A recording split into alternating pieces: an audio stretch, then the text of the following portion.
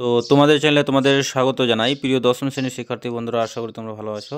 তো আজকে আমরা এই ভিডিওতে আলোচনা করব মাধ্যমিক 2025 বাংলা নাটক সিরাজউদ্দৌলা থেকে মোস্ট ইম্পর্ট্যান্ট প্রশ্ন নিয়ে।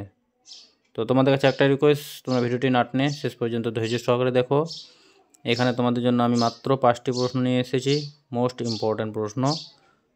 তোমাদের কিন্তু ফাইনাল পরীক্ষার জন্য অত্যন্ত গুরুত্বপূর্ণ। প্রথম প্রশ্ন দেখো, অন স্ক্রিন তোমরা দেখতেই পাচ্ছ। জাতির সৌভাগ্য, সূর্য আজ অস্তচলগামী। কোন জাতির কথা বলা হয়েছে? তার সৌভাগ্য সূর্য আজ অস্তচলগামী বলার কারণ কি? 2 নম্বর প্রশ্ন দেখো, মোস্ট ইম্পর্ট্যান্ট প্রশ্ন। এইবার হয়তো শেষ যুদ্ধ। কোন যুদ্ধের কথা বলা হয়েছে?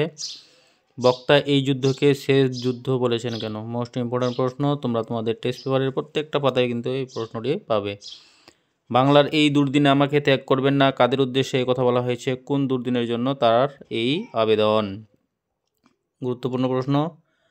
আপনাদের কাছে এই ভিক্ষা যে আমাকে শুধু এই আশ্বাস দিন, কাদের কাছে বক্তা ভিক্ষা চান? তিনি কি আশ্বাস প্রত্যাশা করেন? তারপর প্রশ্ন দেখো, মোস্ট ইম্পর্ট্যান্ট প্রশ্ন। বাংলা শুধু হিন্দু নয়, বাংলা শুধু মুসলমানের নয়, মিলিত হিন্দু মুসলমানের মাতৃভূমি গুলবাগ এই বাংলা। কাদের উদ্দেশ্য করে এই কথা বলা হয়েছে? এই বক্তব্যের মধ্য দিয়ে বক্তার কি চারিত্রিক বৈশিষ্ট্য প্রতিফলিত হয়েছে? তো এই ছিল আমাদের মোস্ট ইম্পর্ট্যান্ট 5টি প্রশ্ন, ঠিক আছে।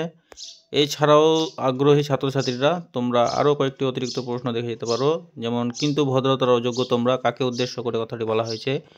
এই কথা বলার কারণ কি? আর সিরাজউদ্দৌলা নাট্যাংশ অবলম্বনে ঘোষেটি ব্যঙ্গভূমির যে চরিত্রটা আছে, এটাও কিন্তু এবার মাধ্যমিক 2025-এর জন্য গুরুত্বপূর্ণ। আরও তোমরা এই 2টি প্রশ্ন দেখে যেতে পারো। আমার এই অক্ষমতার জন্য তোমরা আমাকে ক্ষমা করো। বক্তাকে কাদের তিনি একথা বলেছেন? কোন অক্ষমতার কথা তিনি ব্যক্ত করেছেন? দরবার ত্যাগ করতে আমরা বাধ্য হচ্ছি, যাব না। বক্তাকে, তাহলে বক্তাকে তারা কেন দরবার ত্যাগ করতে চান?